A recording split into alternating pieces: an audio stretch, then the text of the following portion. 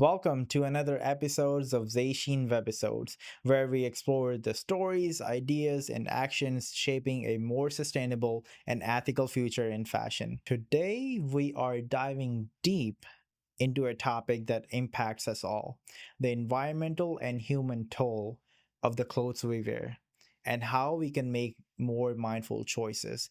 Our guest is Aleksandra, a Poland based fashion industry veteran who turned to passionate, sustainable advocate. With over 20 years of experience, including time within the fast fashion machine, Alexandra has a rare insider's perspective on how the industry works and how it needs to be changed. Just last week, she was invited by the United Nations to speak on the psychology of purchase and the disease of buying desire, highlighting the urgent need to rethink our consumption habits on a global scale. In this conversation, we'll be unpack the true cost of fashion on both people and planet, explore what fuels our urge to buy more, reveal the marketing tricks that brand use to keep us hooked, because it's not just our fault. There are marketing gurus who are just forcing us to buy more, and a real discuss on the progress or lack thereof in sustainability, and share tips for becoming a more conscious consumer. So stay tuned. Thank you very much for you guys to joining here on today's episode with Zayshin Webisodes. And today we have a lovely guest all the way from across the world, Alexandra Vordacic. Yes, thank you so much, Alexandra, for joining us today. Please introduce yourself and to us, please. Hi, hello, nice to meet you, and thank you very for the invitation. It's so precious for me that somebody from the States, from New York, is just saw me what I do and invited me for the podcast to tell more about sustainable fashion. So my whole professional experience is based in fashion industry.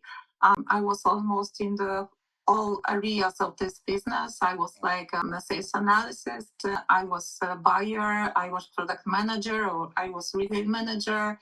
And then finally, I ended up with my own business, like sourcing agency, which was doing the productions for the biggest Polish retailers, biggest brands. And then 4 years ago, I decided to quit my own business and start my educational road in sustainability in fashion. So this is what I do right now. Wow, wonderful, wonderful. Thank you so much for explaining me all that. And yeah, we have a lot of questions how you got into sustainability and how you shifted and what decided you to quit your own business and and how was your experience regarding this.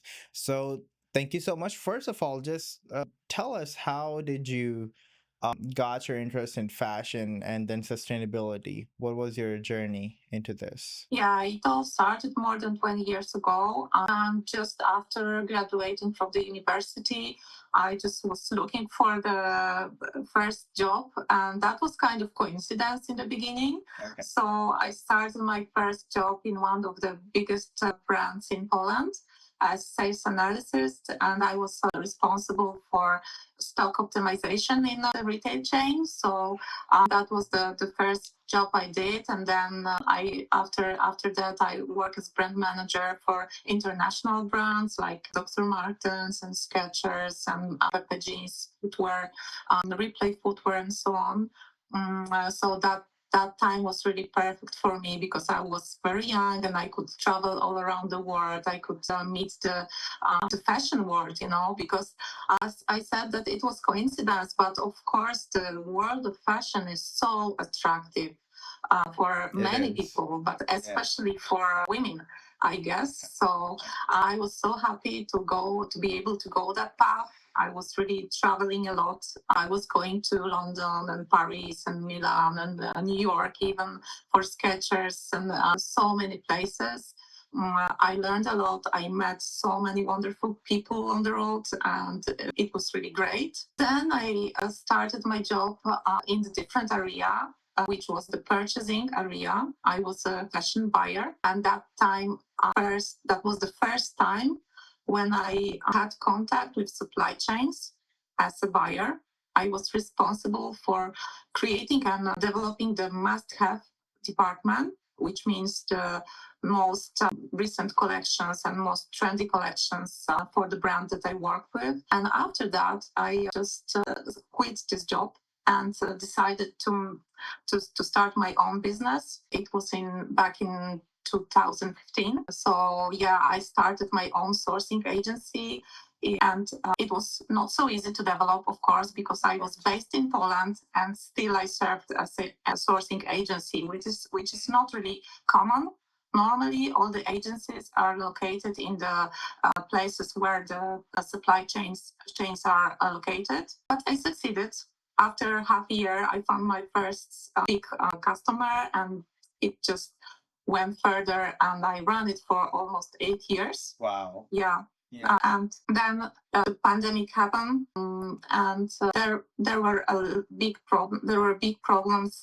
They started that I could observe really hard situations because the companies, the big brands, they just stopped paying. And for the factories, it means a lot of problems because most of the times they get credits from the banks for the productions, and if they don't get cash, they just go drowned.